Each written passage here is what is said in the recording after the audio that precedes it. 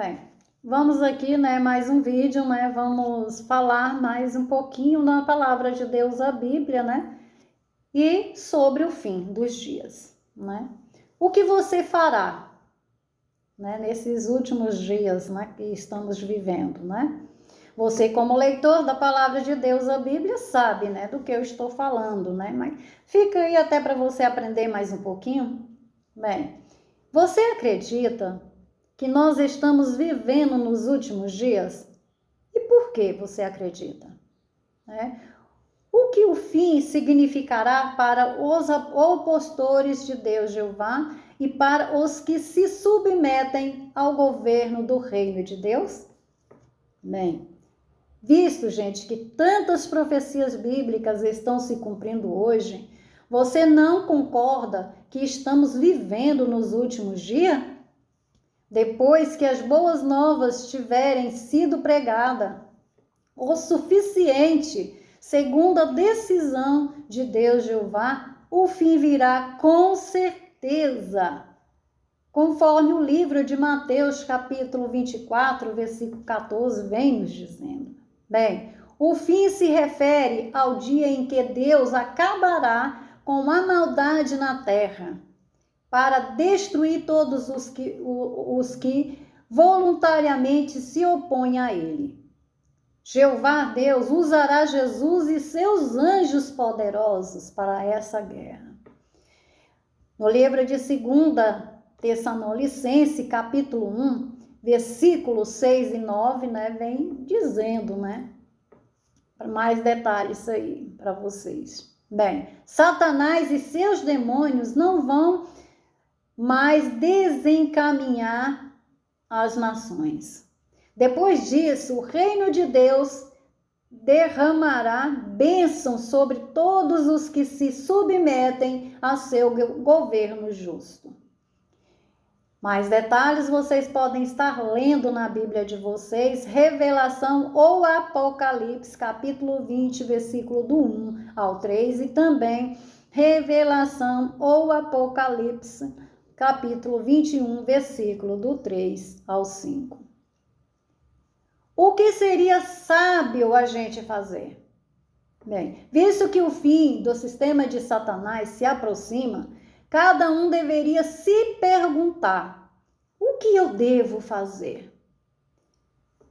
É sábio continuar a aprender sobre Deus Jeová e seus requisitos para nós. No livro de João, capítulo 17, versículo 3, diz assim: isso significa vida eterna, que conheça a ti, o único Deus verdadeiro, e daquele que tu enviaste, Jesus Cristo. Bem, nós temos que conhecer bem qual a diferença entre Jesus e Deus e conhecer que qualidades eles têm. Boas qualidades que eles têm, né? Que Deus e Jesus têm ótimas qualidades para deixar para nós. Bem, seja esforçado, estudante, na palavra de Deus, a Bíblia. Vocês mesma podem estudar a palavra de Deus, assim como eu estou fazendo, né? Estudando a palavra de Deus, a Bíblia, e passando para as pessoas. Bem, crie um hábito, gente, de associar-se com outros que procuram fazer a vontade de Deus, né? O livro de Hebreus, capítulo 10, versículo 24 e 25, vem nos dizendo o que fazer. E pensamos uns nos outros para nos estimular ao amor e às boas obras, não deixando de nos reunir, como é costume de alguns, mas nos encorajando uns aos outros, e ainda mais ao passo de que vocês veem chegar o dia. Quer dizer, então nós temos que estar fazendo isso, né, para poder seguir firme e forte, né? Bem, gente, conheça a Deus, né, Jeová, por meio do seu estudo, que é a palavra de Deus, a Bíblia. Você tem que estudar ela.